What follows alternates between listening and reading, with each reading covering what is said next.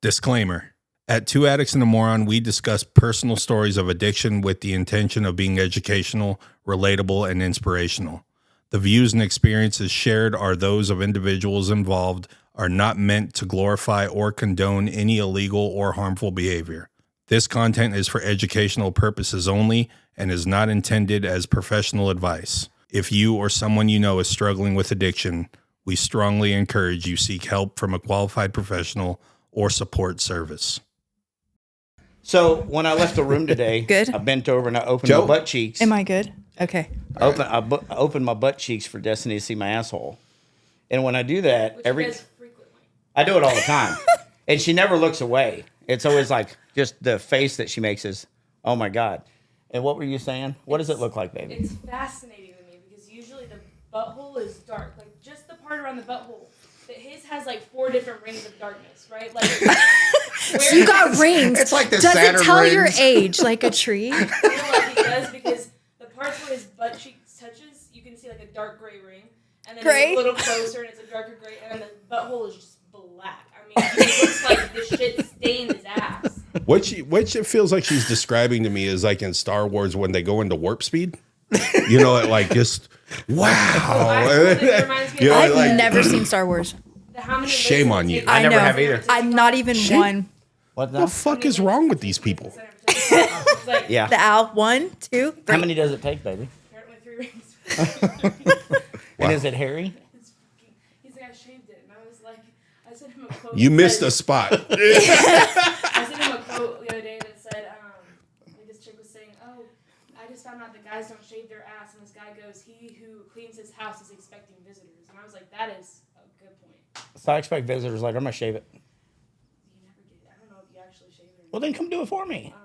That's a territory I'm not really. Whatever, dude. That's You don't love funny. me like you say. You don't give a fuck about me. Let me turn that air conditioner on. Oh, yes. I love AC.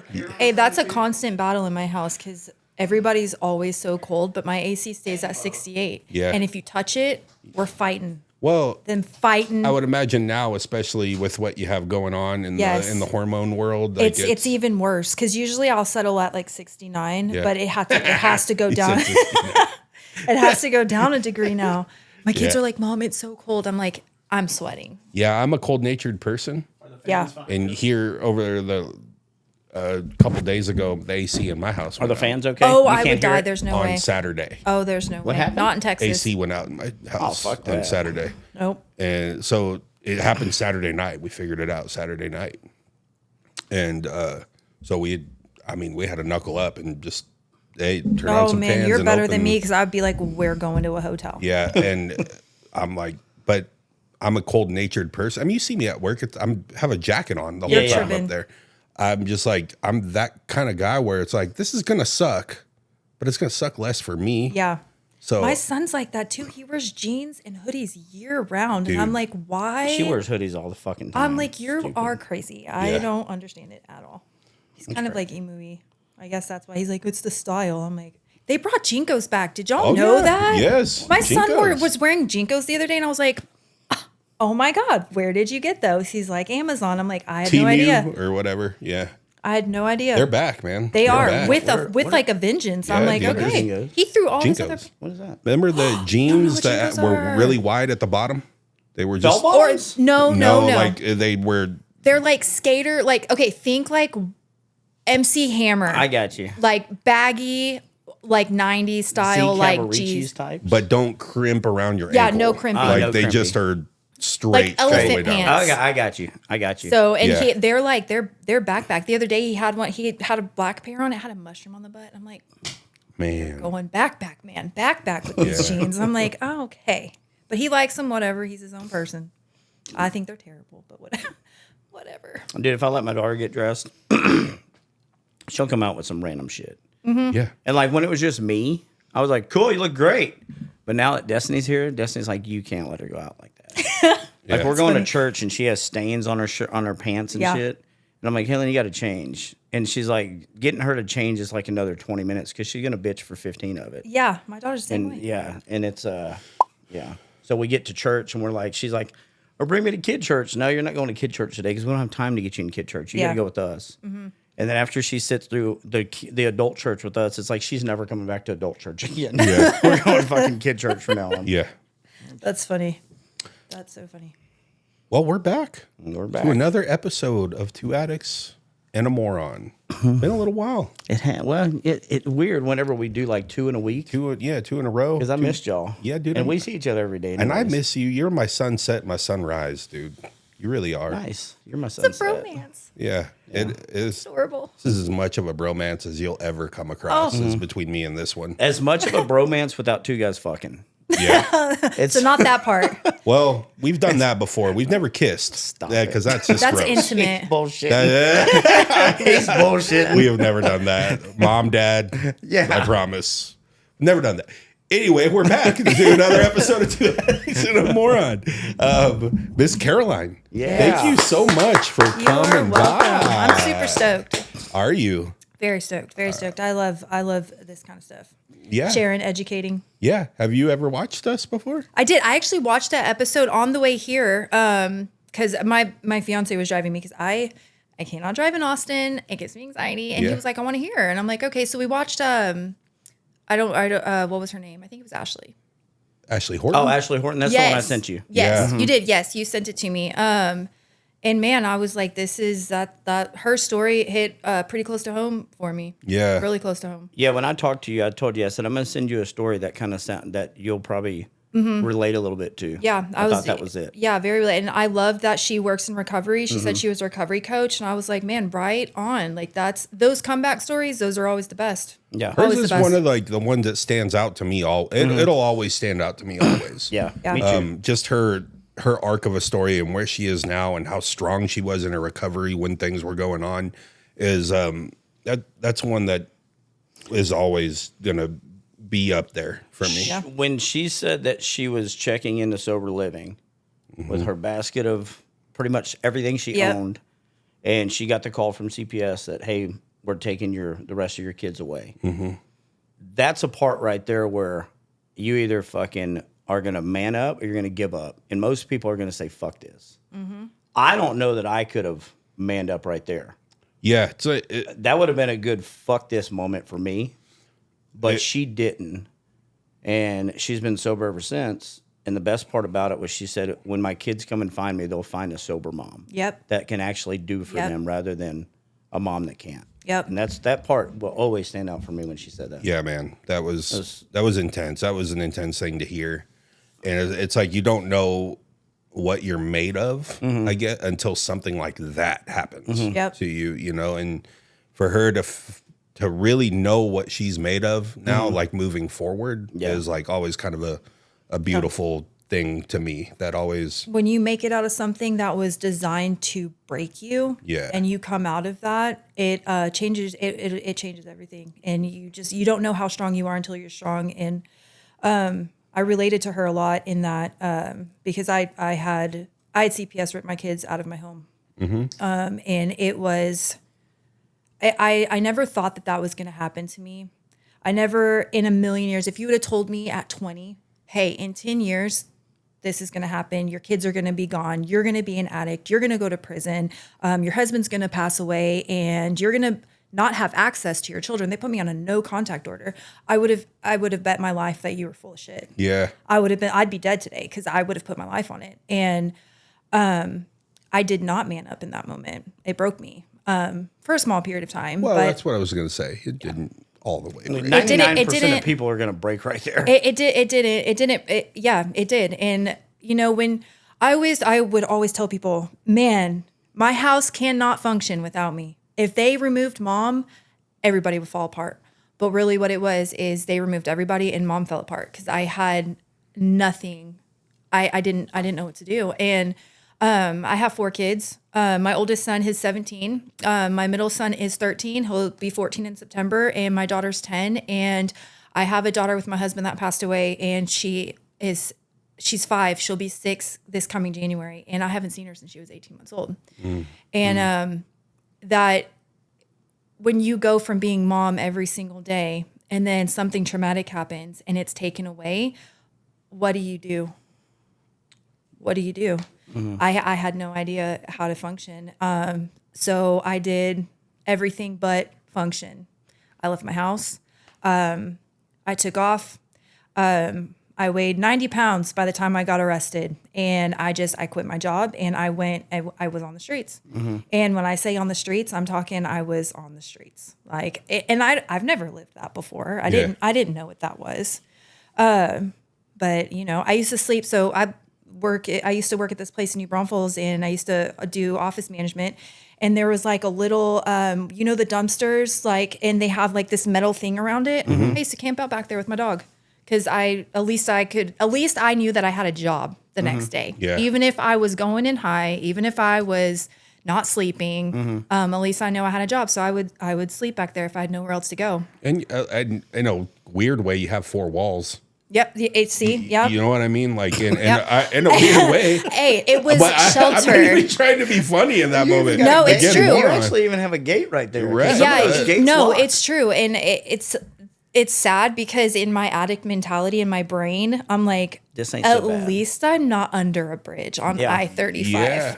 You know, but you know, 35's right there. Yeah. And I just as well could have been, and it wasn't any better. It's crazy the things we justify. Right? Oh yeah. Like I can justify any of my behavior when I'm using. yeah. Like Anything. because I'm always going to compare it to something that's worse. I'm like, well, at least I'm not there. Oh yeah. And then when I get to that place, I'm like, well, at least I'm not over there. Oh yeah. It's like I can always compare it. Like when I had no water, well, I can turn it back on and they won't realize that it's turned on for at least 3 days. Right. And then I can take cold showers like a motherfucker. I can't now, but back then I could take cold showers like no big deal. Yeah. I didn't even mind giving my daughter baths in cold showers. Yeah. Like, you know, like that was like not a big deal to me. Or if my electricity went out, Yeah. as long as I have a phone with a battery, I can make it for a while. Oh yep. My heat was turned off. Our gas at my house was turned off for 18 months. And when I try to get it turned back on, they wouldn't just turn it back on. They have to send somebody out to check to make sure there's no leaks. That's how long I had no heat and no hot water. It wasn't, but that was like, well, at least I got a house. I mean, Right. it's not terrible. Yeah. Right? It's crazy the things we justify. We do. I remember the first time somebody called me a junkie, and I was like, excuse me. Yeah. And I'm like, at least I'm not like this person. And she's like, you know, tying off, and she's like, how does that? And this guy's weighing out my shit. And I'm like, well, do you have a point? And he's like, you're a junkie. And I'm like, no, I'm not. I was a junkie. Yeah. I was so offended though. I will never forget that moment. I was like, oh my God, how dare him? But he was calling it like he sees it. Yeah. Yeah. I had a cop tell me I was a meth addict, and I was like, How dare you? fuck you. Yeah. How dare you judge me? Yeah. Terrible. It's crazy. But we were there. We We did were it. there. That's what we were. So what was your DOC? Oh, man, my DOC is opiates. Mm-hmm. And I was fentanyl. Really? It was fentanyl. And it was, my fentanyl use was so bad that the heroin wasn't strong enough for me. But it was a good like second. If I couldn't get my fentanyl, I was definitely going to go for the heroin. But I was an opportunist. If I was willing to try everything. Yeah. An opportunist, like if the opportunity presented itself, guess what? I'm taking it. And I'll never forget. I'll never forget. One thing I've done is I've been really honest with my kids about everything. So I had one person say to me, well, I'm going to tell the kids everything you've done. And like they said that to me one time. And I'm like, all right, time for me and my kids to have a conversation. Yeah. And I've been really open. I don't lie to them. I tell them the truth. I mean, within like word appropriate, of course. Yeah, you gotta. But my 13-year-old was like, Mom, so what drugs have you done? And I'm like, assume I've done all of them, every drug. And Yeah. he was like, even crack? And I was like, well, actually not crack. That's Yeah. like the one thing I've never tried. Everything else though, check mark. I think it's so important to be on it when your kids are the right age. Yeah. That's something that you know Kaylin's mom, and that's something that we battled with at the beginning because I'm very open with Kaylin. Yep. And she feels like, well, she's too young, and I have to explain to her like the world that you and I grew up in is not the same world today. Like these kids, I'm in rooms with kids that started when they were 8 and 9 years old. Yep. Right. And it's insane. And they didn't just start drinking alcohol. Some of them were doing cocaine when they were 8 and 9 years old. And I know that I'm a big believer that with what we went through, we need to educate our kids about it because why would we go through what we went through and not not have them prepared? Right. So when the opportunity presents itself to them, they know. Yep. They're educated on it, and they're like, no, fuck that. And keep an open line of communication. So it's not an if it presents, it's a when it does. Will. My kids know that when that comes up, I want them to be comfortable enough to come to me and be like, hey, Mom, this is what it is. And I have full confidence that they will do that. Yes. And I'm really grateful for that. But that has only come with being extremely open with them. Sure. And because when I went to prison, I did not see my children for 2 years. Yeah. I didn't want them to see me in prison. I didn't want them to come visit me. And their dad was really, he was very supportive when I was gone. He is the only reason I was able to keep such an open line of communication. I mean, I probably called him every single day because when you're in a situation like that, you cling to anything that you can. But they were same thing. We struggled with, well, it's not appropriate for you to tell them X, Y, and Z. And I'm like, well, if I'm their parent and I went through this, what is appropriate for me to tell them? Because they're in school right now. And I remember it was at 2017, I get an email from the junior high and they found 2 bags of methamphetamines on the school. And I'm like, well, if this is going on, I'm gonna educate my kids. Wasn't the And only 2 bags either. Those are just the ones that they found, you right? know. And That's I'm 'cause like, they were in the hallway. yeah. And I'm like, dropped them. this is in 6th grade. These kids are in 6th and 7th grade. And I'm like, this is the world we live in now. I mean, it wasn't like that when we were growing up. Right. So yes, you have to be open with them. And when I got home, I've been home I got TDC wanted to test me because they released me on December 30th of 2022. And I'm like, which was a Friday. Yeah. And I'm like, oh, you sons of bitches. I'm, it's New Year's. I was good though. I was chill. But that's when I got home and I saw them immediately. I started getting them immediately, but they were curious. They wanted to know. At this point, my son's a sophomore in high school. Mike is in junior high, and Brooklyn was a little young. She was like 8. But you got to just tell them. You got to tell them the truth, and they know. They know what happened. They know that their stepdad died. They know that I got really, really sick mentally. It broke me. But I got in trouble. Started breaking the law. You break the law, you go to jail. And Did he? Do you care how? Can I ask? you can ask me anything. I'm an open book. How did he pass away? So my husband, he passed away September 22nd of 2020 from a methamphetamine overdose.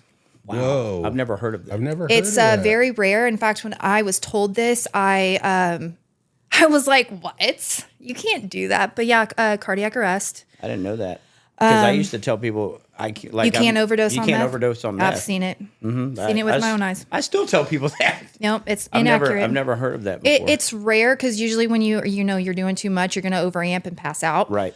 But he didn't. He passed away in our home. I'll never. So I have a little memory lapse. I have about a week blackout from this. September. It was September 22nd. What year? 2020. Okay. So coming up on 5 years ago. It was my friend's birthday, and we were all hanging out, having a good time. The night's coming to an end, and I'm not fully aware of the extent of his drug use at this point because I'm not in active addiction. I'm more of like a party girl. Yeah. Like I'm gonna hang out with my friends and I'm gonna party with you. But as far as like full blown, like I'm Every an addict day, all behavior. day, Yeah, no. I wasn't there yet. And I'm making excuses because now that I've been through the addiction and I got sober and I work in recovery, I understand a lot more than I did that. And I was making a lot of excuses for this man. But night's over and I'm laying on the couch and he's in the room and I just hear like this like loud noise and I'm like live in a house full of boys and one little girl. And I'm thinking, okay, he broke something. And so I'm yelling, hey, are you good? And he didn't answer me. I got up and he was on the floor. And I performed probably about 12 and a half minutes of CPR before EMS got there. And the last thing I really remember, I was so exhausted. I'm a little thing. Usually I'm 5'5" and I weigh about 130 max. And he was 6'1" and weighed about 220 pounds. And so he's just a big guy. Yeah, big dude. And I've been CPR and first aid certified since I was 19 years old. It's a lot different when you have to put it into. I can only imagine. I can only imagine. And I'm freaking out. And this is where my relationship with God wavered because nobody prayed harder than me that day. Nobody prayed harder than me. I was begging. I was willing to sign a deal with the devil if it wouldn't have let that happen. And so I was so tired when EMS got up. I have a big Rottweiler, and I'm like, okay, I got to get the dog because I don't want them to like not come in here because of the dog. I stood up, passed out. I was out of there. And I remember like EMS, I open my eyes, EMS is over me, and I look over and I see they have the defibrillator on him, and I just see his chest go up once. And then they said, hit him again, and went up again. And then I don't remember anything. I don't know how I got to the hospital. I don't know after the hospital. I have really splotchy memory for like the next week. Because at this point, I'm like, oh my God, like he's gone. My kids are gone. Everything is like spiraling out of control. And Is that when your kids got taken? so my kids were, so it's all of this happened right around the same time. CPS is already on my ass. This is another adjacent story. CPS is on my ass because I go to CPS for help because at this point, my husband who passed away, he has a drinking problem, really bad one. He got 3 DWIs in a year. I'm paying the lawyer bills. I'm cleaning up the mess. I'm pregnant. We have a newborn, and I'm at my wit's end. His mom she's unhelpful because her child is not doing any of those things, and I'm crazy. So I go to CPS and I'm like, I need your help with this. I made a mistake there because my husband's mother was a special investigator, supervisor, caseworker for CPS. So I go in and I make this, and I'm like, I need help. And I open this case myself. They hair follicle test all of us. Meanwhile, everybody with the last name of Dworplin comes back clean. But I come to find out that my husband who passed away was smoking dope in front of my baby while I was at work. And so she pops dirty. He pops dirty. Me and the other kids, we're clean, have clean hair, but because she popped dirty, CPS comes and pulls my kids out. And all of this, it's like a domino. It all happens around the same time. So that's the last time I saw my daughter. Whoa. That's the last time I saw my daughter. I fight CPS for years. I'm still, I lost in, I came back to court. I had a bench warrant. My husband passed away on September 22nd, 2020. I get arrested on October 22nd of 2020. And it's steady arrest after arrest after arrest. I was arrested 13 times in 2 months by Hays County. Wow. What were they all just drug related charges? No, not all drug related. There was like 2 drug related, an assault, stealing, breaking into cars. Out of control. I was out of there. You were just like, fuck it. Yep. I went on some fuck the world shit and I was doing the most. And I kept getting into trouble. And I keep getting into trouble in my county, which really sucks. I've really never been. And guess where I had to parole home to? So when I get pulled over that first time, the cop's like, hello, Caroline. I'm like, damn it. He's like, get out of the car. I'm like, shit. All right. But yeah, so 13 arrests. The first time I ever have to spend the time in jail, I spend 4 months there. That's fucking impressive. 13 in 2 months. I know. It's like a record. That's like shit. That's a lot of arrests. Because you got to think, when you get arrested, you sit in there for a day or two sometimes, 3 days. Yep. Like, you're getting out and saying, fuck, here we go again. Yep. Same. Like, like this, they're not having any of my shit anymore. They're literally opening the door and they're like, get in the car. And I'm like, damn, okay. And at this point, like, none of my eye batting and my is working anymore. Yeah. It's not working anymore. They're like, no. At first, it was doing me some favors, but nope. At that 13th time, and when I got arrested that last time, that pretty girl shit goes out the window. It goes out the window, especially when you're declining. Like, if you see these, I just can't get this. Like, you know that saying, "Fool me once, Yeah. Shame Well, on the me. decline is Or so great. shame on because- you. It is. But it's That like drug- fool me 12 times. Yep. Yeah. And then the drug use is like Oh, taken man. away from you a little Hey, bit, right? They put up, so I'm fighting CPS because at the time when I'm like, all right, I got to go to prison. I know I'm signing for some time. I'm like, I still got to be fighting I'm still trying to fight for my kids because now my mind's starting to get clear. Well, I have to go to trial. And they put all 13 of those mugshots up. And they're like, is this you, Caroline? And I'm like, yes. And by that 13th one, I'm like, oh my God. yeah, it's I'm like, my face is sunken in. I weigh 90 pounds. I'm like, it was bad. don't look healthy at all. I could, and who the hell was I fooling? Because if you would have asked me that day, I would have been like, I'm looking great. Yeah. I'm looking so good. Killing it. I got my tiara on. Yeah. I haven't slept in 3 days, but I'm totally fine. Like Yeah. I was not. Yeah. I looked bad, real bad.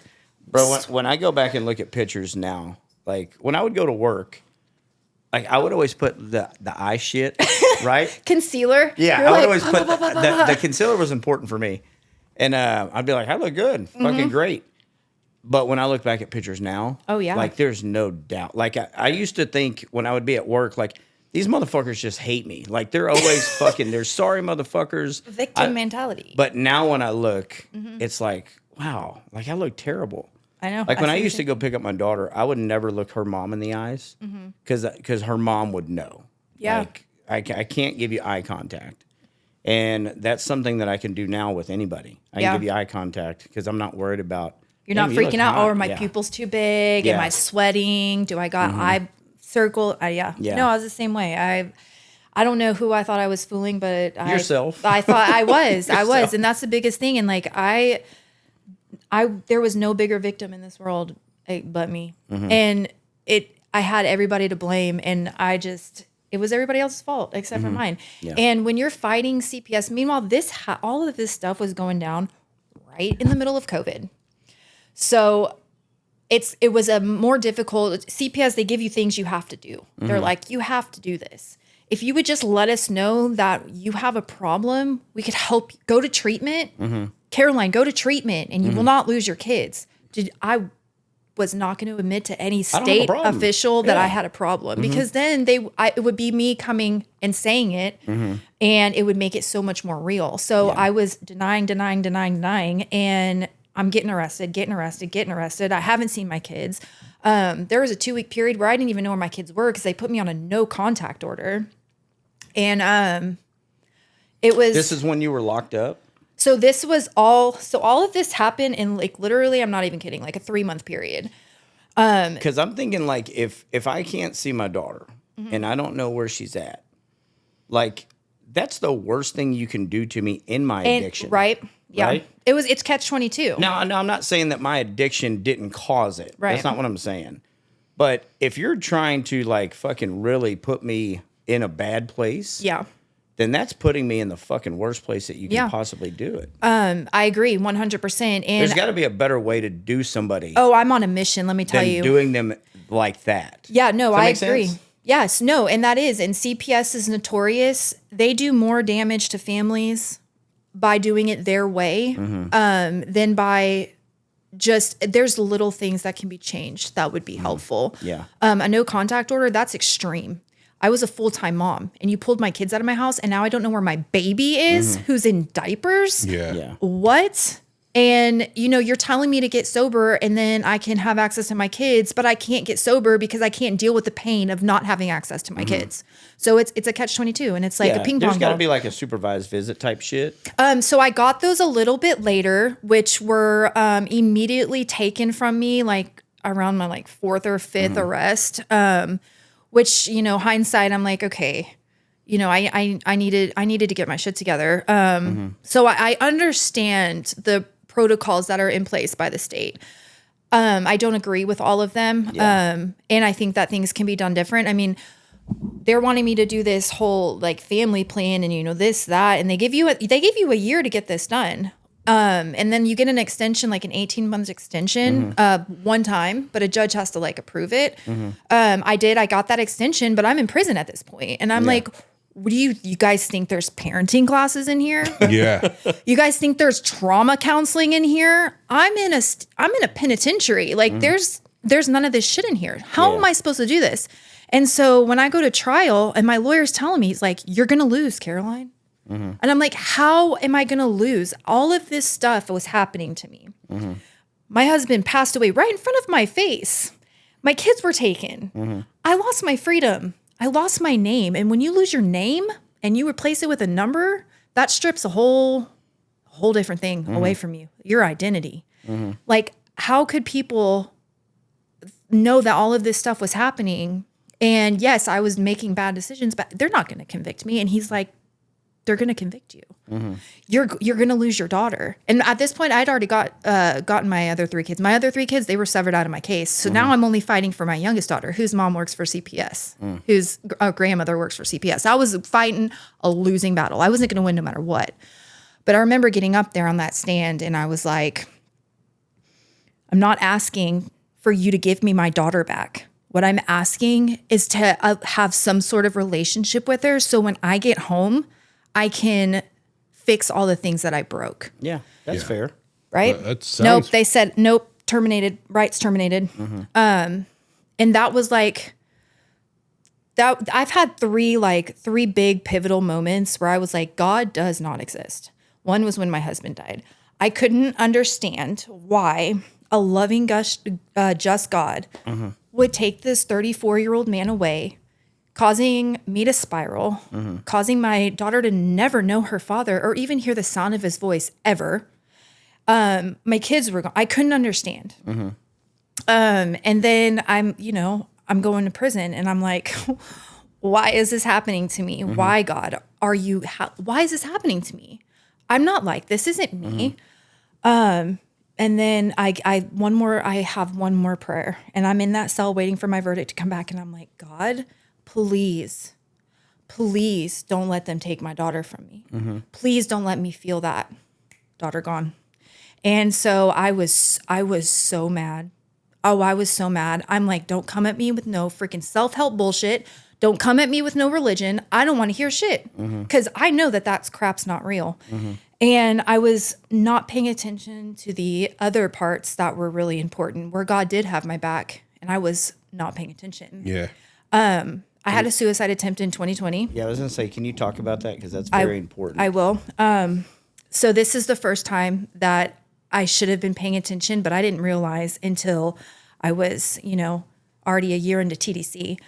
I had a suicide attempt in 2020 and because you lose hope. When all of this stuff, you don't know, nobody's equipped to deal with that. No, I get it. Nobody. And I had no hope. And I went to go see my plug and I was driving. And mind you, I live in a very small town and I was 45 minutes away from my home. Almost on the border of Buda into a different county into like the South Austin area. And I remember I picked up what I needed and I just was going to, take these pills and I was just going to go to bed. And by the time I got home, these pills would hit and I could go in my bed and I could go to sleep and I could not wake up. Yeah. Well, I'm driving and these things hit me. I think probably the amount I took, but they hit me really quick. And I remember I was driving and I started to nod. And I remember having the thought, okay, Caroline, you do not want to kill anybody else. Like, just get off the road. And so I pulled over in a gas station and I pulled up to the gas pump and my foot was on the brake. My car was in drive and I passed out.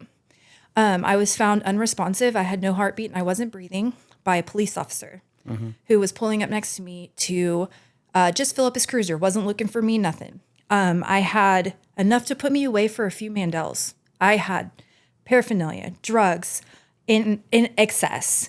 And he didn't charge me with anything and he saved my life. And that cop was a cop that responded to the night my husband passed away to my home. Wow. And so this was after your husband passed away? This was after. Okay. And he put me on a 3-day cycle. And that 3-day cycle turned into a 10-day cycle. But he didn't charge me. And he saved my life. And that is God. That's a God moment. That you can't argue that. That's what you would call divine intervention. And I wasn't paying attention to that part at the time. Yeah, when those things happened to me, I just thought, I just got lucky. You got lucky. There's no such thing as that. There's no such thing as luck. If you were supposed to be dead, you'd be dead. Yeah. So it's things like that. It's moments that I reflect on, and I didn't even know that until I'm going through trial and I'm hearing all of this stuff in my trial. And I'm like, oh my gosh, like what? What's happening? I still don't know where that cop is. I've asked for my discovery. I want to know, because I would love to give him a hug and thank him because he saved my life in more ways than one that day. He probably saved other people's life that day too. He did. He sure did. He sure did, because my car was in drive. Yeah, And my foot was on the brake. A little kid would have walked across and your foot came off. Yep. You know? I could have drove right into that gas station. Yeah. So many things. Yeah. Many things. And it was just that's a miracle. But I wasn't ready to see that. And I'm still angry because after this point I go to a psych hospital and then I get arrested like 10 more times. And then I know I'm going to TDC and I signed for 4 years and then my daughter is gone. And then to top it all off, I get denied my first parole. And I'm like, what? What is going on? Why? My convictions they're white collar crimes, fraud he got it dropped down to a tampering and then failure to appear. They gave me 4 years for that. So I'm like, they're on minimal shit. And I never got in trouble in TDC. So I don't understand why I do not accept this answer. I call my lawyer and I'm like, you better fix this now. And he's like, you have 18 months state jail. You're stuck. And I didn't really understand that when I was signed on that dotted line. But so I lose it. But that is the day that I asked God. That was my last prayer. I went into my cell and I'm crying and I'm like, I got to do this for a whole nother year. I'm not going to make it. I'm not strong enough for this. I was like, God, please. I stopped praying for him to fix it. I stopped praying for him to get me out. I stopped praying for selfish things. And instead I prayed for a sign and I said, can you please give me the strength to get through this? Because I don't know what to do and I can't live like this anymore. I went to bed that night. And so this is already going into a year and a half after my husband passed away. I dreamt about him often, but it was always so weird because he never spoke to me in my dream, ever. Yeah. Not a word. It was the weirdest thing. And I'd always remember waking up and like, we were moving my friend Ashley and like, he wasn't talking to me. Why wasn't he talking to me? Well, I asked God, I asked him to give me strength and I asked him for a sign. And I went to bed that night and I remember closing my eyes and it was real. It was as real as me sitting here talking to y'all. I had my head on his shoulder. He was driving my mom's crappy Ford Focus for whatever reason. And I could feel him. I could smell him. And I remember I picked my head up and I looked at him and I put my head back down and he said, hey, baby. And I said, hey. And I said, I miss you. And he was like, well, I miss you too. And I told him, I said, I just want to see you. Just let me see you. I'm sorry. I might cry a little bit. That's all right. We do it all the time. We're probably going to cry with you. Yeah, we'll be in the pocket with you. I told him, I want to see you. I can't do this without you. And he was like, well, you can't see me anymore, babe. And I was like, but I want to. And he was like, well, if you want to see me, just close your eyes and remember right now. And I was like, nope, it's not good enough. I want to see you like this. And oh God, I remember grabbing his arm and I could feel his arm and I could smell him and I touched his face and it was, I didn't know in my dream, I thought I was going crazy. And I was like, but I can't do this without you. And he was like, yes, you can. And I want you to know that everything is going to be okay, that you're going to be okay, and that I love you. And I remember asking him, I said, well, what am I supposed to do without you? And he said, you do what you do best, baby, and you go out there and you teach. And I had no idea what he meant. And I remember waking up so suddenly and I was like, I could still smell him. And I could still hear his voice was ringing in my ear. And I could still feel him. And I thought I was losing it. And that is, thank you. That is the day that I decided that I was no longer going to be a victim and I needed to fix my life. And I'm still in prison. And so I start going to the library and I start reading everything I can on positive psychology and how I can change my negative thought process and my thinking into positive. And I soak up everything that makes sense. And I start doing these little things Gratitude list. Gratitude list, so important. But I did it before bed. And here's the trick to a gratitude list. You got to be grateful for things that you think you shouldn't be grateful for. And so one of the things that goes on my gratitude list every day is my husband's mother, because she took my baby. She took my baby from me. Mm-hmm. And that's a pain that I will feel forever. Mm-hmm. But my daughter is so loved. She's so loved. Mm-hmm. And she's so taken care of, and she's provided for, and mm-hmm. she's happy, mm-hmm. you know? And as a mother, like, what more could I want for my child? Mm-hmm. And so she goes number one on my gratitude list every single day. Every single day. And that was a hard thing to, like, train my brain to do. It's a hard one. Because I have resentment. I'm angry. Yeah. I haven't seen my daughter. She'll be 6. Mm-hmm. And I haven't seen her, and I don't know. If I passed her an HEB, I wouldn't even know it, you know? But I'm so grateful to her, because even though what she did, would I have done anything different? If I was her and my son had just died of a drug overdose, and then your daughter-in-law is going crazy mm-hmm. and getting arrested, would I really have acted any differently? She did what she thought was best. Mm-hmm. She did what she thought she needed to do to help my daughter. And, you know, I'm grateful because I couldn't take care of my kids for a while. But at least she's not bouncing in foster care. Foster care, yep. And at least she's not going from place to place or getting, you know, molested or right. neglected or abused. So she's number one. She's also number one on my resentful list, but that's okay. She's number one on both lists. Yeah, she's number one. But that's, you know, and that's okay. You know, because my daughter, I'm so grateful to my first husband, my kid's father, because he's kept all 4 of my kids with a relationship. And so one day my little girl, she's going to come find me, and she's going to want to know who I am. And it'll be early because I have custody of my other kids. Yeah. And they're going to tell her about me, and she's going to want to know. And when she knocks on my door and she wants to know, you'll be ready. I'll be ready. Yeah. I'll be ready. And I'll tell my mother-in-law, thank you.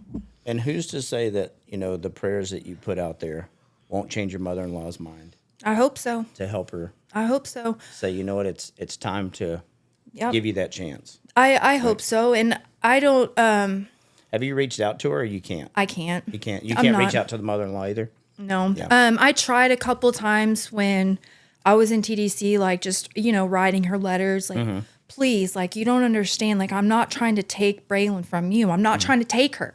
Yeah. But don't close the book on my relationship with her, because I deserve to know her too. And even today, I wouldn't, I think there's like a 7-year period where when you get your rights terminated, you can go and you can appeal it and do all this stuff. And even if I did that and then the state was like, here you go, you can have your kid back, I wouldn't rip her out of her only environment she's known for 6 years. She was 18 months when she was taken from me. I would not disrupt her, but I would humbly ask that there's some sort of like, let me visit her. Yeah. You know, let me see her at least. And that's it. Well, you keep on the path that you're doing with what you're doing. Yeah. And God will work all that out. I know that, like, 100%. And I know to be that true. The way that we want it right now. Right now. Fucking yesterday. And sometimes that's how God humbles. That's how he humbles me. Yeah.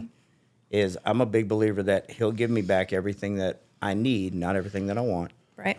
But it's going to be on his own time too. That's right. And It's his will. That sucks sometimes. It does. A lot of times. It does.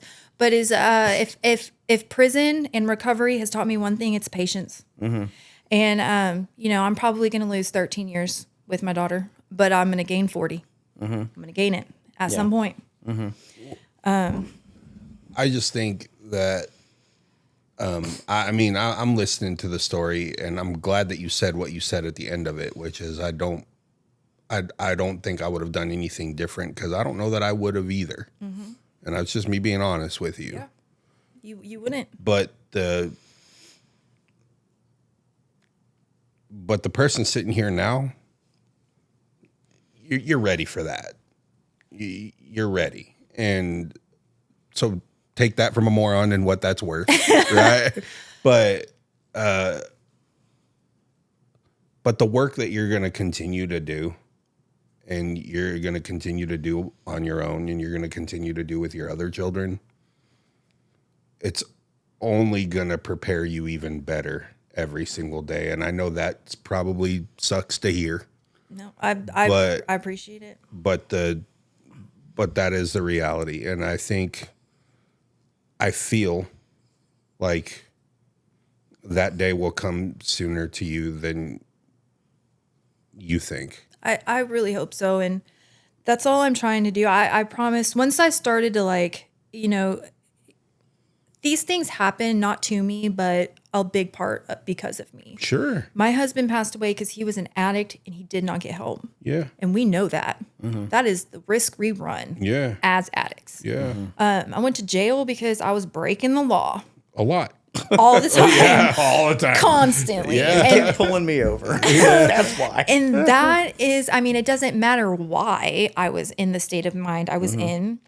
I was there and I was breaking the law. I went to prison. Right. You know, I lost my rights to my daughter because I was not fit to be a mother at that point in my life. And you see, I have clients ask me all the time, well, like, wouldn't you want to go back and redo it? I'm like, I would not go back and redo a second of it because everything that happened was supposed to happen because now I'm here and I use everything that I went through in the last, 7 years.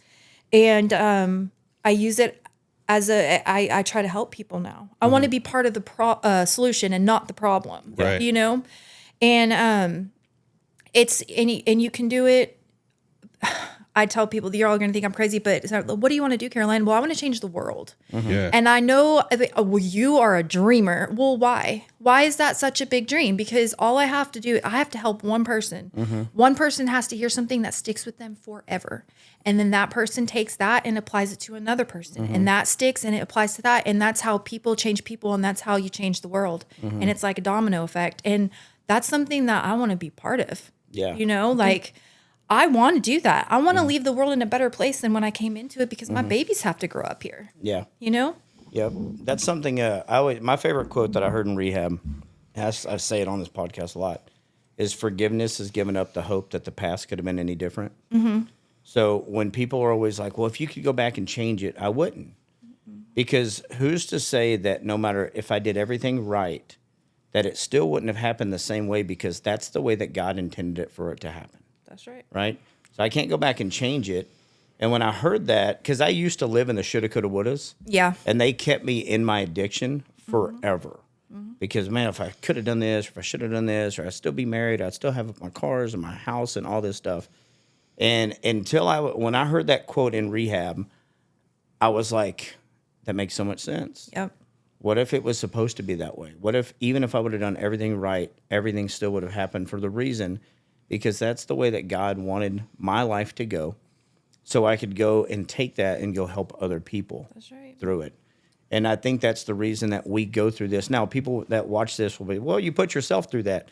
Fuck yes, we did. Yes, we did. But the reason that we kept going through it is because we were in a bad place, and mental health is a huge deal. But now we're equipped with what that feels like, and we're equipped to go help the next person that's going through it, or before they start going through it. That's right. And that's like, isn't that the 10th step Yeah. or the 12th step? Your service work, Paying it forward. And there's already there's not enough education behind addiction and mental health as it is.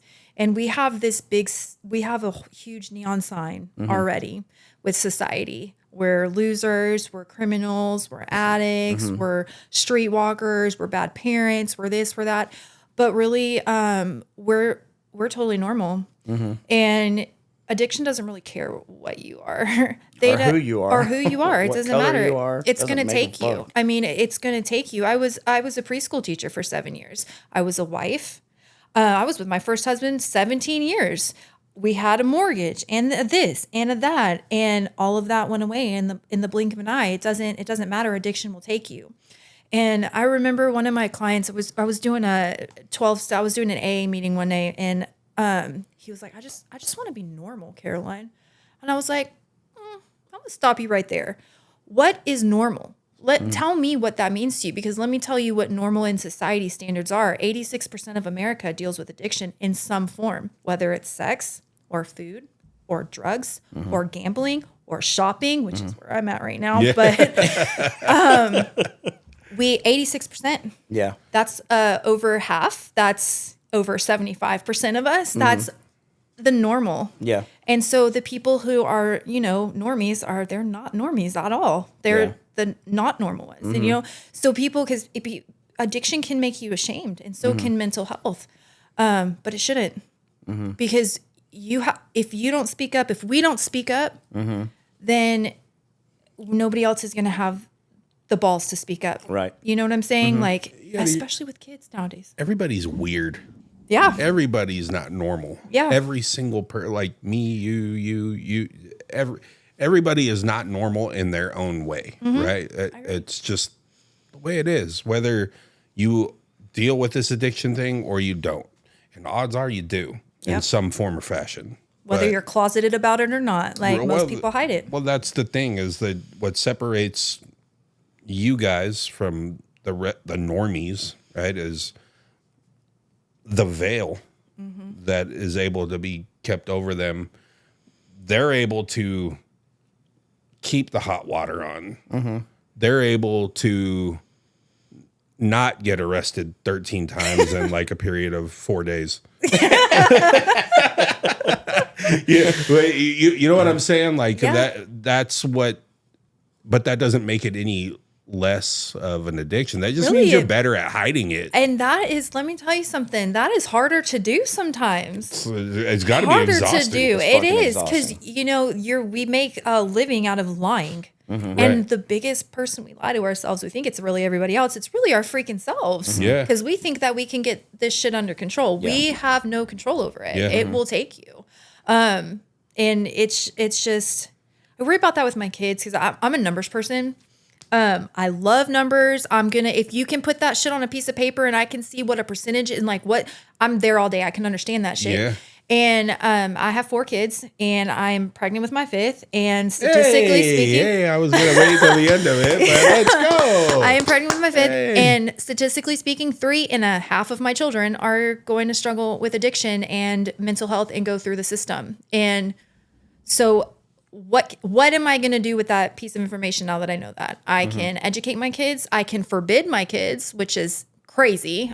Usually makes rebellious children. Yeah, makes you want to do it more. Yeah. Or I can be a solid example and not just an example, but a support system for when these situations come up. And keep a veil out from. That's right. I don't want to over lie to my them. children and tell them that the world's made of rainbows and sunshine, because that's not true. Yeah. Yeah. It's not accurate. And they will be faced with this kind of stuff. They will be. So my main goal is keep an open line of communication with my kids and pray that I've done a good enough job as an example. And as a parent, my kids don't really get in trouble, especially if they're honest with me, because I don't want them to fear telling me something. Right. Yeah. I mean, I think I'm going to brag for a second, because my 17-year-old son, he got a girlfriend, and I was a little nervous at first because she was 19 and he was 17. And I'm like, buddy. my son was terrified to tell his dad. I knew 2 months before his dad knew, and he's like, Mom, you're not going to tell Dad, right? And I'm like, no, I am not going to tell your dad. I keep that. I keep that inside. And I'm like, thank you. Because and then when he started to become sexually active, guess who got to know? I did. Yeah. And he's 17. Kids don't want to talk to their moms about that. But my kids feel comfortable enough to come to me and talk about, uncomfortable shit that teenagers don't want to talk to their parents about. Yeah. But I get those conversations. And that's how I know. I'm like, okay, you might have done a lot of crazy shit and you might have fucked up there for a little bit, but you're doing good. Yeah. You're doing okay. And I'm not going to do everything perfect. Yeah. But I'm going to do the best that I know how to do. Yeah. That's something my daughter will come to me about anything. And I've had talks with her mom about this, where she's not as comfortable going to mom to talk to her about. Like, her mom will call me and say, hey, so she talked to you about this, or she talked to Destiny about this, and she should be talking to me about that. And I'm like, you're right, she should. Right. But she doesn't feel comfortable talking to you about that. Yeah. because you don't think it's time to talk to her about certain stuff. Yeah. And you need to change that because it's time to talk to her about whatever she wants to talk about. Absolutely. Absolutely. And, and I told her, like, be grateful that I have a fiance that's willing to sit our daughter down and have those conversations. Because, look, when Kaylin starts going through a lot of, I don't want to hear some of that shit. Right. I'm going to, thank God I have Destiny here. Yeah. I don't want to hear about your period. Yeah. I don't want to know anything about that. Or, but I think it's so important that they're able to come to you At least about you have somebody. anything. Right. And it is. And, I always tell Kaylin's like, Dad, are we not going to tell Mom? And the rule for me is only if your mom asks. I'm not going to go give the information, but I'm not lying to your mom either because I'm scared of your mom. Yeah. I ain't fucking with your mom. That's a good rule. Yeah. So if she asks, she'll be like, Dad, do we have to tell Mom? Only if she asks. Yeah. If she doesn't ask, we don't have to tell her shit. Yeah. But if she asks, we have to tell her. Yeah. And she's like, all right, cool. Yeah, that's a good rule. I should add that. I usually say I'm not going to tell your dad as long as you're not hurting yourself or anybody else. Yeah. And then, whatever you want to talk, because trust is important. Yeah. Trust is so important. I have those same conversations with the kids' dad. They're like, it's a little bit harder. I have goes a little bit differently because my kids don't talk to them about anything. Mm-hmm. So when these things are coming up and I'm like, oh my gosh, I got to talk to your dad. They're like, Caroline, you're a liar. And I'm like, are you telling me my kids are lying to me? Like, what? They don't want to tell you this stuff. Like, why don't they want to tell? Examine that. Yeah. Well, sometimes we're too judgmental. Yeah. Sometimes I don't feel like they can trust us or they can't talk to us about anything. Right. Right. Or they're going to worry about our reaction. Yeah. And that's what I told her mom. I said, our 9-year-old's worried that you're going to judge her on certain stuff. Mm-hmm. And she can't worry about that ever. Yes. No, Ever. at all. At all. And her mom's phenomenal. Mm-hmm. But there's some things that because she hasn't went through addiction. Right. And she hasn't, there's a lot of things that she hasn't went through. Right. That she just doesn't think that it happens out there the way that it does. Oh, yeah. Like they live in Lakeway, right? One of the richest school I was like, districts that's the in nice this part. area, right? So she thinks that kids over there aren't doing drugs in middle school. And I'm like, you're fucking outside of your mind. Yeah. Because Probably those doing it kids more. had the resources for it. I was about to say it probably happens more. And a lot of those kids' parents aren't in town because they're off being CEOs and shit like that. So you better believe that, she's in elementary now. When she moves up to 6th and 7th grade, there's going to be drugs in there. Oh, yeah. I guarantee you. 100%. And then, here comes the boy factor. And, I worry about my daughter a lot with like body image issues. She'll be in 7th grade next year or 6th grade. And she's starting to get she's starting to become a woman. Yeah. And it's freaking her out. And Hopefully Caitlin doesn't ever become a woman. it's right around the corner. Her my ex-husband, he had a baby in between our 2nd and our 3rd. So she has a sister from my ex-husband who's a year older, and she already started her period, and my daughter's freaking out. And she's like, Mom, what if this happens to me? And I'm like, well, you're 10. She's like, well, she's 11. The sister's 11. Yeah, and I'm like, it can happen. It's coming around the corner. And I worry. I hope I've done a good job of giving my kids at least the confidence to where they aren't going to suffer with like the self-esteem stuff. We all hope. I know. And We all hope. I'm a Yes. really strong, I'm very strong-minded, and I really don't care what people think of me. And Yeah. it's, I wear like everything that I wear it like a badge of honor, and I talk about it openly and freely. should. And it's, it sucks because mental health with teenagers is something that's not addressed as much as it should be. And, I every day I'm checking in with my kids. I'm like, well, are you good? How are you? What are you feeling today? Yeah. Because I want to know. I want them to be able to check in with me. Well, that's something that they never talked about whenever we were growing up. Yeah, it right. was total silence. The addiction thing really wasn't a big deal either. Like it was like say no to drugs. They had Dare, They had and that Dare. kept us There you away. go. Yeah. I'm like, Dare. what? We No. had No. remember was it Puff the Crime? What was McGruff the Crime Dog or something? Oh yeah, Yeah. the Remember McGruff him? the Yeah, crime McGruff dog. the Crime Dog. Yep. And then they had the frog when I was like 5 that fucking said say no to cigarettes. Yeah. Yeah. And but like it's not anything that like counselors. There's not enough counselors in schools. Right. They have like one counselor for 1,000 kids or whatever. Yes. That's insane. It's not effective or efficient. It's not effective. And but there's so much that's the reason more people we need more of you out there to go and tell your story and be honest about it. I know there's a lot of, like, you can see people on the wall right behind you. There's a lot of, everybody in there is recovered. Most of those people go and tell their story. Some of them, and everybody's different, and if that's okay. Some people get sober and they go and have a great life. Yeah. And that's good too. I was going to say that's okay. That's okay too. I'm a big believer that when God pulls you out of the fire, you go back in and pull more people out. Right. And that's what God did for us. Yep. And that's the way that I can pay God back for all those times that I didn't think he was beside me. That when I look back now, I should have a criminal record. Yeah. I should have lost my daughter. Yeah. I probably would have there's many times where I could have drove and killed people.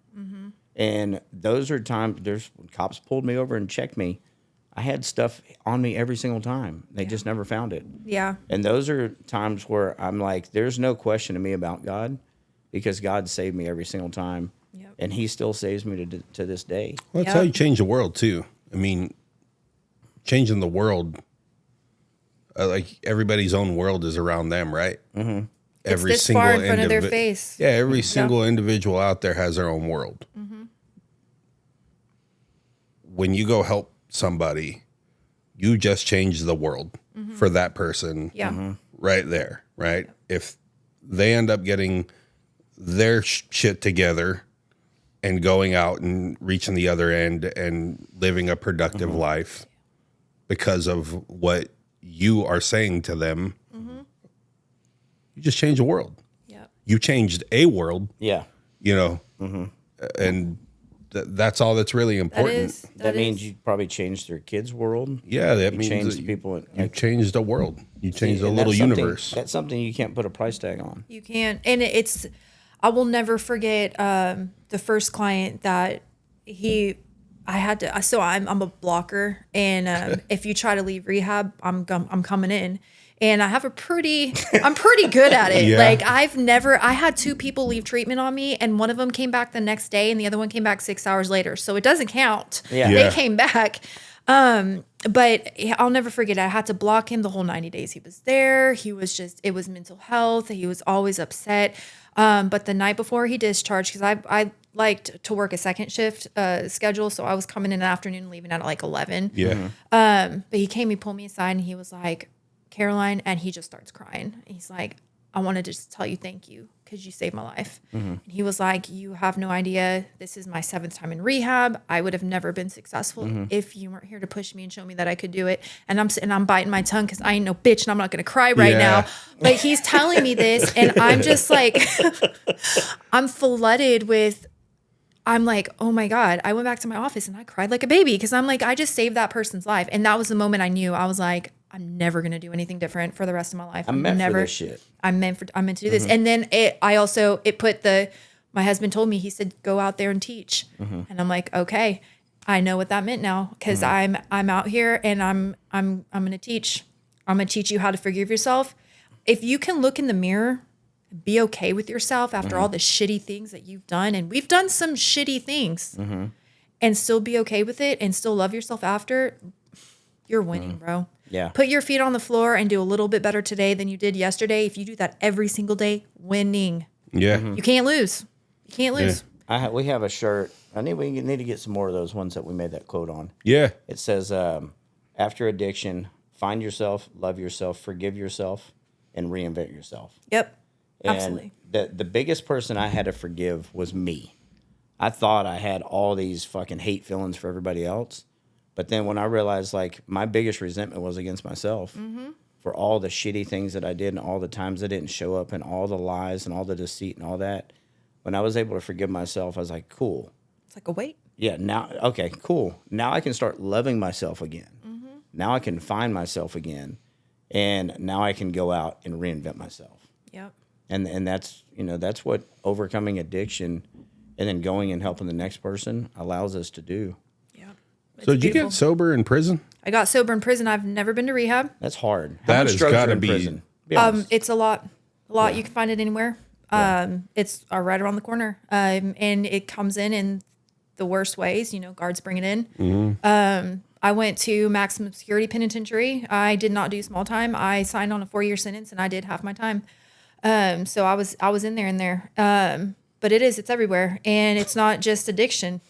There's sex and gambling and all the bad things that got us to there are in happening. there. And then you don't have things like, recovery coaches or counselors. Was there any meetings in yours? Did y'all Nope. do AA, nothing like that? No, and that's like, so when I joined a program, after I had that like epiphany and that dream, I was like, okay. And I started like positive psychology. I'm like, well, I can't waste any time anymore. I went and applied for a program, and it's called EWOP, and it stands for Empowering Women Out of Prison.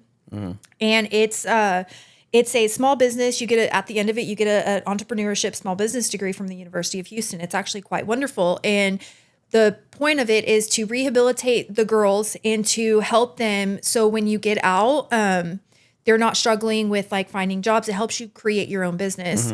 And so in there, because you don't have all of those things, you also don't have a way to work your CPS services, which is something that I really needed. When my rights were terminated, they were not terminated based on abuse, neglect, or anything like that. They said, you did not work your CPS services. I was in prison. Because I couldn't. Because that wasn't a reason. Yeah. They didn't care, So I graduated and I was in the top 10 of my class, and my business was a nonprofit program that I wanted to install in the prison systems. It's called the BRAE program, and it stands for Bringing Parental Rights Awareness to Everyone. And it is a program for women with a short sentence who have an open and active CPS case, get trauma and addiction counseling, life skills classes, and also have a go-between for CPS. So you're able to have like contact visits with your children. And the research that I did on this, it's like, it's phenomenal. And this is something that could be done really easily. I'm in school right now to get my LCDC. I want to become a counselor, but I have to do a ridiculous amount of like hours, Right.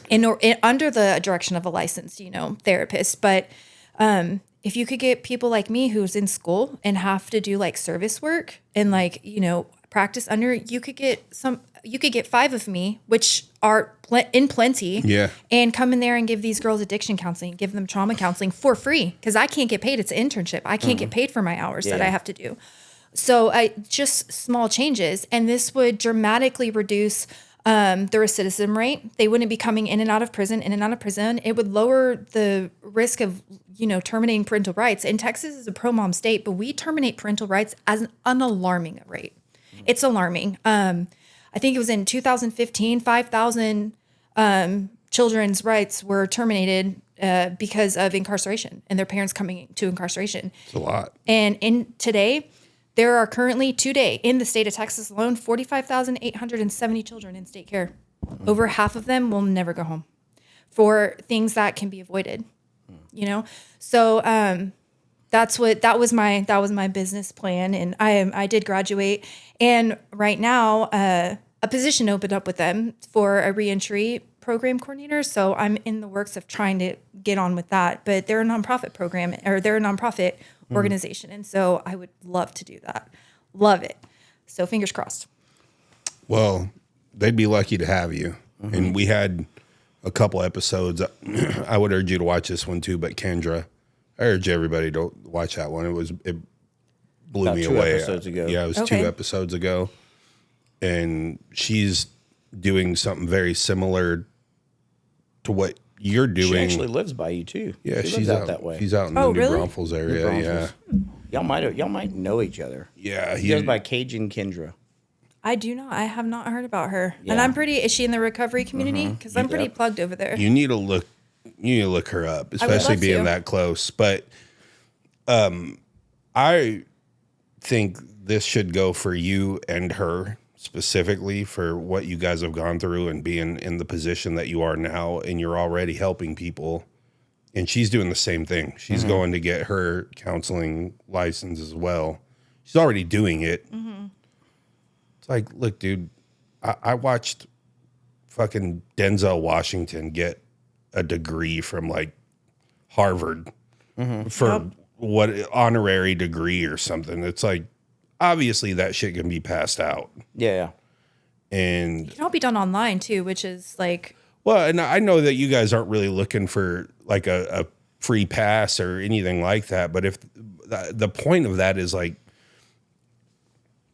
if there's anybody who is well enough educated already to be able to do that with a license for it, it's someone like yourself and it's someone like Kendra, right? Sure. Who is trying to do it. It's like, to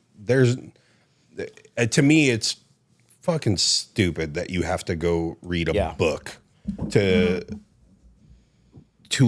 counsel someone on on the shit that you have just lived in an incredible way. And because I work in recovery and I'm around this, this school is so easy for me. I'm actually funny story is there's something called CLEP testing, and I'm looking into that because I already have my basics done, and now it's like all of the other stuff. But if I can test out, then I can get my license. And so it's just a little bit expensive, but I'm looking into that because I don't know if she knows that. It's called CLEP testing. And if she's in school, it skips you all the way to the end if you can pass that test. That's awesome. That's how it should be, because there's one of our viewers. She reached out to me and she's like, hey, I've never been an addict. I've never been homeless. I've never done any of that. But I'm going to school to be a counselor for addicts. Do you think that I can do it? And I said, I think anybody can do anything, but it's going to be very hard for people to relate to you because you've never done it. Yes. Right? Agreed. Like, I've never been to prison, so I can't sit here and tell somebody about what prison is because, fuck, I've never been. Right. Like, I would cry the first day. I guarantee you, as badass as I am, I would fucking get in there and be You're not that badass, but Stop I it. mean. But, like, I've never been homeless. Right? Right. I can't tell you what being homeless is about. Right. I wouldn't fucking last out there. It's fucking 97 degrees outside right now. When I get in my car and the air doesn't turn on immediately, I'm You're fucking dead. hating life. Yeah. I couldn't do it. Yeah. I'm the I same don't way. want to do it. I'm such a bitchy person. It's when things don't line up. I feel like you have to have that experience. Like, my sponsor has to know something about meth. Right. If he's just an alcoholic, God bless him, but I've never been an alcoholic. So I can't talk to you about fucking smoking meth or shooting meth or fucking because you don't. That's not going to make sense to you. Yeah, you have no idea. You don't. I mean, addiction you don't know is what a fucking hot reel is. Yeah, addiction and how is that addiction. fucking can save your day. Yeah, no, agreed, 100%. And you're right. Anybody can do this stuff, but are you going to want to go get your car fixed from somebody who has had hands-on training or somebody who just passed a test online and is like, yep, I watched a YouTube video and now I'm going to, I'm a YouTube mechanic. I'm going to fix your radiator. Yeah. Like, no, Right. you're not. You're not going to do that. I cut my teeth in the mechanic world, and I will make this make sense. But I've worked around really, really great mechanics in my life. And there's a thing in the mechanic world that's ASE certified. Being master certified is like the top thing that you can do. The worst fucking mechanic I was ever around was an ASE certified master tech because he didn't know his way around a fucking car, but he could read a book. Yeah. And he could take that test. And the best mechanic I have ever been around in my life was a dude who could not read or write a lick. Like, he would bring me a work order and I couldn't read it. Like, it was, I mean, it would be and everything. pictures damn near. Like, it was like, I would have to go to him, and I'm not trying to offend him, but I'm like, dude, I don't know what you're telling me here. Yeah. Like, and he was like, yeah, it needs this, and this. But the point of that is when that dude opened a hood on a car, he just fucking got it. Like, in a way that the dude, he would be like, okay, it's not doing that.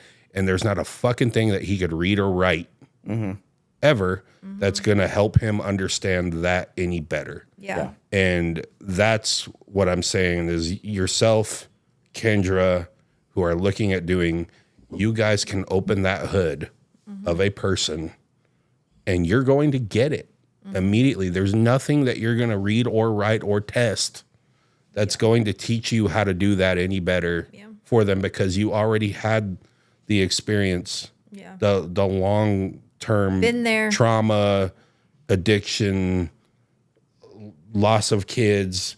Kendra lost a kid in the worst fucking way you could lose a kid.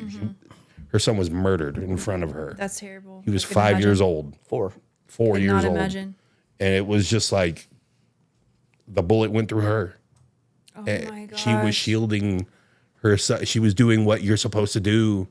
Didn't work, right? Wow. She's come out on the other end of all of that.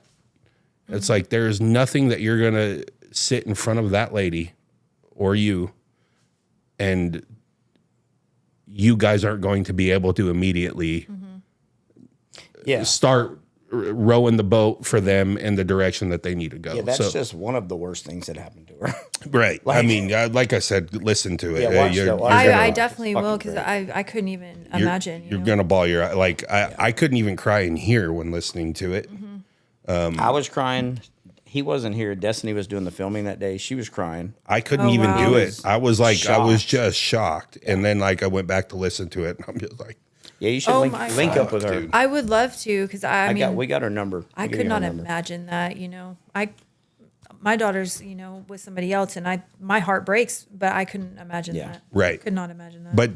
but the positivity that's in her, positivity that's in you. I mean, you guys are just spreading it. So we do need to wrap this up, but I do want to talk to you about the recovery process a little bit more and what life is like for you today. Oh. So let's start with recovery. Okay. You did that in prison. I did that in prison. You worked that 12-step program. I did not start working a program until I came home. I just was doing smart recovery, which is like positive psychology, cognitive stuff. But I was doing that on my own, not really like just flat. But So you were white knuckling it. yes, I was. Yeah. But it worked. And then when I got out, my friend, she was like, "Hey, do you need a job?" And I was like, "Yep, you're dang right, I do." And she got me in at a recovery place over there in Wimberley, and I hit the ground running. And I started working the steps. I started to learn about Big Book, and I'm not alcoholic either, but I love Big Book text. Probably my favorite. I'm gonna. I work like in it better too. Yeah, I do. But now I do that, and I was. That's just what I do, and life today it's just so great. You have this like veil over your eyes when you're in addiction, and you're not happy, and you're not this, and you're not that. And when you get sober and you come out, it's completely different. I mean, my kids are at home waiting for me right now. They're so stoked, Pumped. and they're like, they couldn't be prouder of me. Yeah. I'm getting married, and I didn't think I was ever going to do that again. And my fiance, he's wonderful. He's a normie, whatever you would call a normie. The other you know? 14%. Yeah, the other small percentage. But it's helpful for me because he, I met him at my center I worked at, and he's worked in mental health and addiction. He was there for 6 years, but he's totally normie, but he's very understanding, very supportive of it. And I absolutely love him. He's great. He's Well, I never would yelled hope at me. so. He's You have a baby inside of you right now. I do. I am pregnant, but he's the first normal, healthy relationship I've ever been in. He has never yelled at me out of anger. He has never called me a fucking bitch. He has never. It's just I didn't know that men like him existed, and then I get him, and I'm like, I didn't know what to do with him at first. I'm like, what? This is not toxic enough for me. Yeah. That's how Destiny was with me. I was like, this is crazy. Like, you love me? What? This isn't what love is. And it took me a long time to like get on board. But he's, I get breakfast in bed every weekend. I didn't even know men did that. And I'm like, what? He brings me I wake up and there's tacos in the bed. And I I'm might like, go oh my gay God. for him. Like He's so great. He's a little bit of a nerd. want breakfast in bed too. He's a little bit of a nerd. He loves Star Wars and like Lord of the Rings stuff. And you haven't watched Star Wars yet? No, I haven't. I'm But with you on that. I've never seen it. Either. not even none. We tried to like That have man a brings you breakfast in bed. You watch Star Wars with him immediately. I tried, but I'm just like, it's so boring to me. Don't I don't care. understand either. We got to watch all kinds of stupid shit that you ladies want to watch. Oh and God, he likes my shit. It's what he tells you. He because doesn't. wants- He actually, because I like murder shit, and I'm like watching true crime. Yeah. And he did tell the other, like, it was a few weeks ago. He was like, "Baby, I'm gonna need you to stop falling asleep with that shit on in the background because I wake up to like screaming." Destiny has me on Criminal Minds right now. Yeah, I've been it's watching the shit out of that. We're going on Dexter. Like, he's never seen Dexter. And so we rewatched it from start to finish. You watch 100? Huh? Or You? Do you watch You? Oh, I love you. Yeah, What a she's little watched that like psychopath. 500 fucking different times. Yep, Hunted Destiny is really will good. go through every season and then start it over. I don't know how people do that. Like after 4 seasons, I'm like, I'm done with it. Because you learn stuff you didn't know. You didn't catch it at first, but you got to rewatch it and you Yeah. catch it again. And I'm like, oh, okay. I'm the same way. I love that stuff. See, so something that you and Destiny probably relate to, and I'm gonna.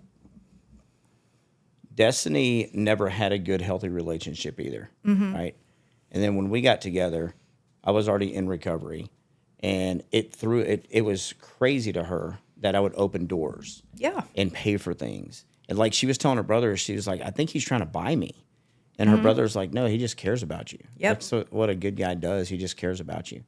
And Oh, I love that. she had went through like such bad relationships. Like she was trying to like get away from me. Right. And we're still together. We're engaged. We're going to get married. But something she used to always say is, I don't know why I had to go through all the other ones to get to you. Yep. And I always tell her, because you wouldn't have appreciated me. Just like I had to go through some bad ones too, to realize like I'm the most loved I've ever been right now. Yes. And that's the reason we go through the shit that we went through. Yeah. So we can be grateful for the smallest fucking things. Yeah. Yeah. Like the very smallest things. yeah. So something she was telling me before you got here today. Can I tell them about when you got rearrested? Or can you tell that story? Which time? When you went in the first time, Oh you my were God. pretty much homeless, right? Yes. Yes. Okay, can you retell it? Because it's a Okay, great so story. I just got out of county recently. I was there for 36 days, no fault of my own. But Recently? yes. Yes. Okay, so I made my second parole, not my first. I made my second parole. I discharged successfully. I discharged early it was either the end of January, beginning of February. I was done. Well, on It's April, not on probation, not on parole, nothing. free. Okay. But on April 10th, I'm recovering from my son's surgery with him at home, and we get freaking knocking on the door from the popos, and I'm like, oh my God, what's going on? Well, they tell me that I have violated parole and that they're here to pick me up. And mind you, they come in like 7 deep, and my 13-year-old son, and I'm like, oh my God, freaking out. I'm trying to tell them, I'm not on parole anymore. What are you talking about? Anyways, push comes to shove, I go to jail, and I have to comply. And going to jail the other 13 times and going to TDC, I was grateful because I was bouncing around. I didn't know when my next meal was. I didn't have a roof over my head. But going to jail this time, only in county, bro, I was upset. Yeah, I I was bet. crying every single day. I'm freaking out. And it was so hard because I have everything to lose now. Turns out, because once you're in the system, and it's hard to get out of it, even when you get out of it. Yeah. Well, parole, the state of Texas, thank you, did a really weird thing. And they got information that was not connected to me, had nothing to do with me. We weren't even the same race. And this file got mixed in with my file, and they were still actively on parole. And that is why I got arrested. And you had to do 36 days for that? 36 days for this shit to get cleared. And I'm like, I almost waived my parole hearing because I'm like, well, I don't need to have a parole hearing. And my fiance's like, no, baby, have your parole hearing. You need to be able to talk. And so I'm glad I did. I'm glad I listened to him, because in my parole hearing, they're like, oh, well, you tested positive for cocaine. Oh, and you tested positive for meth. Oh, and you got arrested on this date. And oh, you got arrested on that date. And I'm like, none of that's true. What's going on? Stop. I had to stop them in the middle. And I was like, you need to reread my file. And they're like, oh yeah, looks like whoever made the file got your file mixed up with somebody else's. And I'm like, what? This is a big mistake, y'all. And I can't tell them that like they're fucking up because I'm the felon. Yeah. I can't tell the state that they made a mistake. And I think you kind of can if you're in that situation. it was like, I get like, it's like $60 of compensation a day. So I get for a whole like life, I get, here's your $60 a day. And oh, by the way, I got a backhanded apology. They were like, oh, well, we've never seen this happen. So sorry, but you can go now after 36 days. And I'm pregnant in county jail. I got arrested in front of my son. This looks really bad. Yeah. Like I was on Busted. I went to give This recent time? Yes. They I put didn't you on even Busted? make it back to my cell after my mugshot and my fingerprints. I leave the cell, go get my fingerprints done, go get my mugshot. I come back to my cell, immediately pick up the phone to call my fiance. And he's like, so you got on Busted. your baby daddy and his girlfriend are texting me. And I'm like, oh my God, dude, I just did this 5 minutes ago. I would immediately. And she's like, this is viral. And I'm like, oh my God, it went viral. What? Because I work in recovery. It looks bad. Yeah. It looks all bad. And so, yeah, I just got out. So I got arrested on April 10th. I got out it was after Mother's Day. It was after. So a couple of weeks ago. Yeah. I've only been out like 2 weeks. Yeah. So 36 days. Just for them to give me a pat on the head, an apology, and tell me that I'm entitled to $60 a day. for how long? For just those 36 days. So what's that? 2,400 minus 60 minus 60 minus. And I'm like, it's about $2,180, something like that. It's crazy, right? Dude. I know. And I'm like, and I didn't sign any. Look, they were so like trying to. This was such a big mistake. I'm like, okay. So it was different person's name and everything, right? No, not a different person's name. A different person's information that these people didn't read. To your name. Yes, it attached to my name. And when they were reading my file, they didn't read the notes that were in between what was going on. And it wasn't until I was like, you have to reread that. This is wrong. She was like, oh, there's a note here that says that it made. I'm like, what if I didn't stop you right now? Mm-hmm. Would I be going back to prison? Yeah. Like, what would be happening to me? Because I'm in a gray area. I don't have a file with y'all because I'm not on parole. Mm-hmm. What? And like, I was expecting to just like sign a piece of paper or something. I come to find out the girl that my parole officer, the girl who came to see me originally, when I got out, I'm calling parole. And I'm like, am I good? Like, what's going on? Yeah. She's on leave. And I'm like, she just left me in county jail. And meanwhile, the guards in county, they don't want to fuck with me. They're like, are you serious? Well, everybody that gets arrested is like, it's not me. You got the wrong person. Yeah. Well, and I've never been arrested outside my county. This is like the one time that they really had the wrong person. Oh, dude. And they were so rude to me. I remember the officer, we were doing night checks. She came in and she looked at me. She was like, why the fuck are you back? And I'm like, look, I'm here on a mistake. And she was like, how many times have we heard that before from you? And I was upset. Mm-hmm. It made me cry that night. I'm under my blanket and I'm like, don't be a bitch. But I'm crying because I'm like, I mean, holy shit. Yeah. And but what can I blame her really? Because I was. She said when she got arrested the first time. Yeah. When like she was homeless, I didn't have no job, I didn't fucking have nothing to eat. I was happy to go to prison. I was like, fuck yeah, I'm gonna get to eat. She said this time with my good life, it was like fucking the worst, terrible everything. It was like I was people would have thought I was in there for I'm crying every day, and I'm like, I don't know what's happening. I'm on the phone. I'm like, get me out. I don't know what to do. Was your job cool about it? So I actually stopped working at the center and I started doing more like service work stuff. Okay. So it was okay, but I was terrified that like this went on the internet and I'm like, my clients are never going to want to talk to me again. My sponsee out of there. Like I was really scared. I was like, this is going to affect me. And then they wanted to take me to the doctor for the baby. And I'm like, you better not take me in Hays County. Don't you dare. Yeah. Don't you dare take me here. But it was crazy. It was so crazy. You know, the cool thing about recovery is most anybody that I've ever met is always very forgiving and very understanding. They are.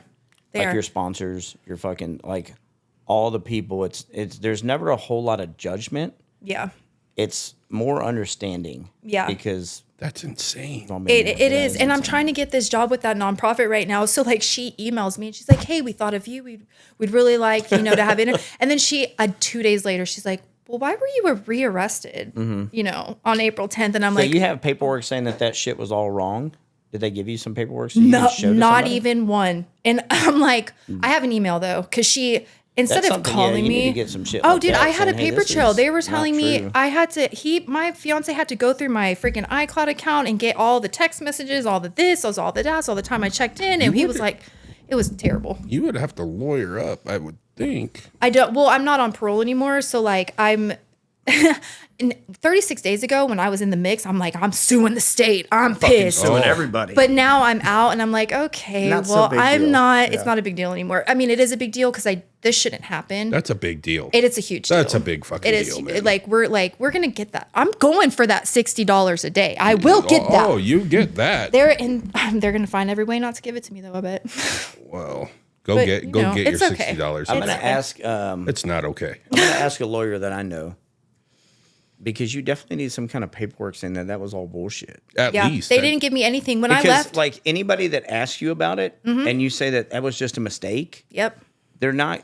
gonna believe me. They're not gonna believe us just because of fucking who we are. Unfortunately, Yeah, no, right? I know. No matter how good you've been doing and how fucking great you are now, that the old shit's always gonna be like, well, Yeah. how many times have you said this before? Exactly. You know what I'm saying? Yeah.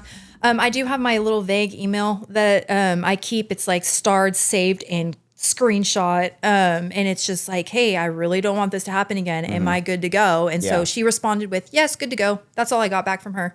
And I'm like, okay, well, that's all I get Yeah, then. I'll talk to her tomorrow. Yeah. And I'll let you know what she says. So it was scary. So that literally just happened to me. That's insane. That literally just happened to me. And it does look bad because now my kid's dad and his girlfriend are like, we just want Caroline to do good. And my fiance's like, oh my God, she's doing great. Like, but it looks bad, you know? Looks really bad. Like when I got out of rehab, I was taking these drug tests, these hair follicle tests, and they kept coming back bad. Yeah. But they were coming back worse the next time and the next time until like 6 months. Oh, yeah. So yeah. I went to this one place, and the first time it just popped for meth. The next time it was for meth, amphetamine, and coke. I don't even know the last time I did coke. Yeah. And then I was asking the people like, why does it keep doing that? Like I'm not doing shit, and yet it's making my daughter's mom think this motherfucker is still using. And they said, well, different strands hold different stuff. And on the last time that I went to a completely different place. I was going to any lab. Any lab. Yeah. And I've looked at reviews and they say like that's not the place to go to.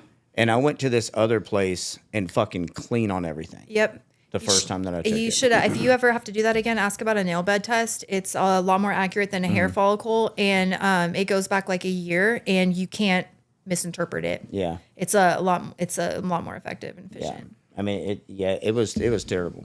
So Well, Caroline, thank you for coming in. Of course. You have an anytime. incredible fucking story. Thank you. And it's not over. it's not isn't. over. Yeah, you got Just getting started, you're dog. just getting it cranked up. Yeah. And you And might we don't be, mean crank by crank, you know. you're You can find that anymore. Like you're these people don't even some know. biker bars. Yeah. I think this is our first pregnant lady. Yes. Am I? I like- haven't even had to pee this whole time. That's remarkable. Yeah. So your kiddo's been on a podcast. Yeah. Oh yes, I can say that. So here's the thing. I think that we should have the baby come back. Yeah. Oh, I would love to bring the baby back. I do have to say that Micah is my funniest child. He said if I didn't say that he was gonna give me hell. So I had to just throw that in there. Well, Micah, I don't believe you. I'm just gonna say that out loud. What's up? He is my funny. The He'll only roast way you. the only way that we can prove that is by you coming in here and seeing your chops. You know, that's all. Is he the oldest? No, Mason's my oldest. He's probably my most innocent he's- child.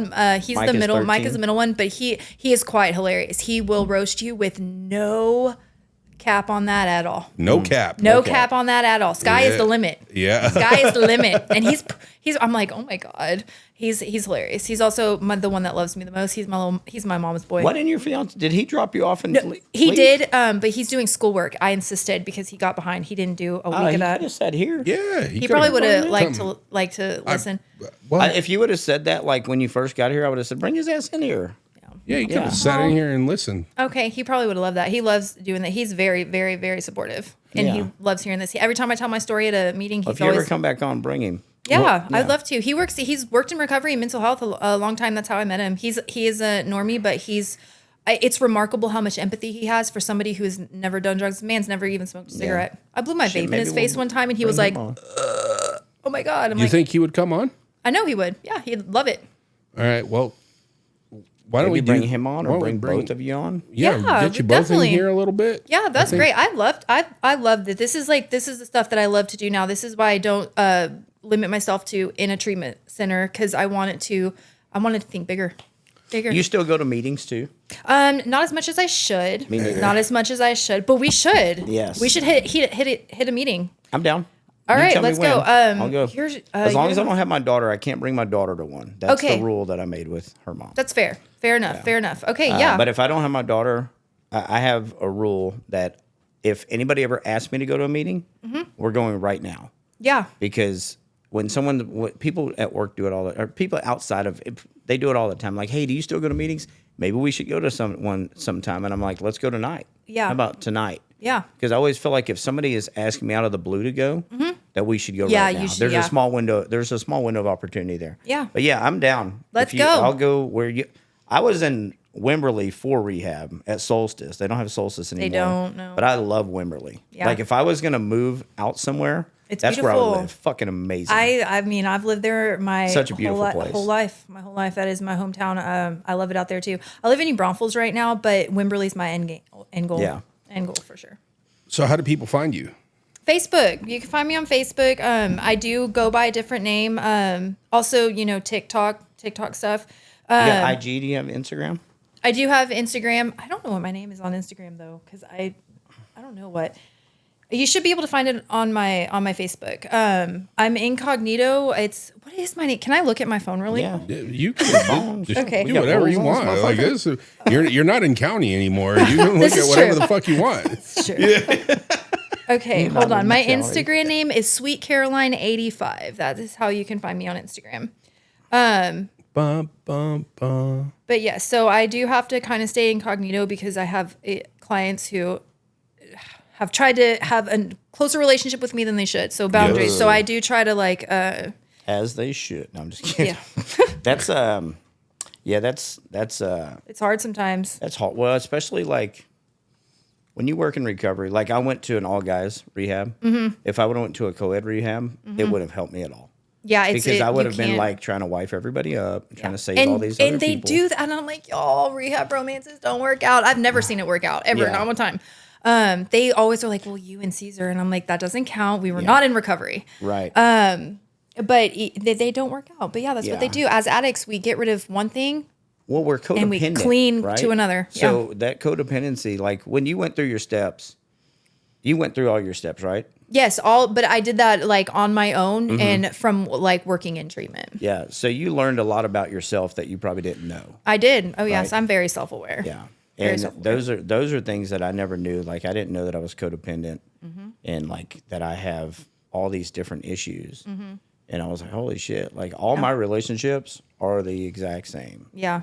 So Until they're not. until they're not. Mm-hmm. Yeah, I know. Same. I have control issues. I have the need to control everything, and when I can't, it freaks me out. But I don't have control over anything. So that's what was my biggest thing I had to learn. None of us do. I know Oh, we I thought don't. I controlled my addiction. Oh yeah, no, that's the biggest lie we tell ourselves. Biggest lie. Well, thank you so much for coming. course, I Let's would- get you into the bathroom. Yes, I do have to pee. because you are pregnant, and we're gonna get you back here. Yes, Yeah. of course. We'll get you back here Anytime with your fiance. Anytime. Yeah. And then when, just saying, Joey is a great name for a child, boy or girl. When does this Right. come out? When does this air? Tuesday. 3 Tuesday. days. Okay, I'm 2 having days. a gender reveal tomorrow, so I am having a girl. I found that out Friday. Okay. I am having a girl. My kids don't know yet. My Joey daughter is a beautiful girl name. That's all I'm saying. Name her after your boy. Stuella. Stuella. Yeah, Joey Stuella. Hey, there you go. There you go. Well, thank y'all so much for No, having me. thank I'll you. come back Thank you anytime. so Go much. pee. Then you got to sign the wall, and we Yeah. got to get some pictures. Ooh, I get to sign the wall. Sweet. Yeah, All and right. your fiance still out here? I don't know if waiting on you? Tell him to come in, please. Yeah, if he's Okay. here, tell him to come Call in. We'll him get and tell him pictures and Jesus, shit. good Lord. Like, good Lord. All right. See you guys later. All right. Thank you. Bye.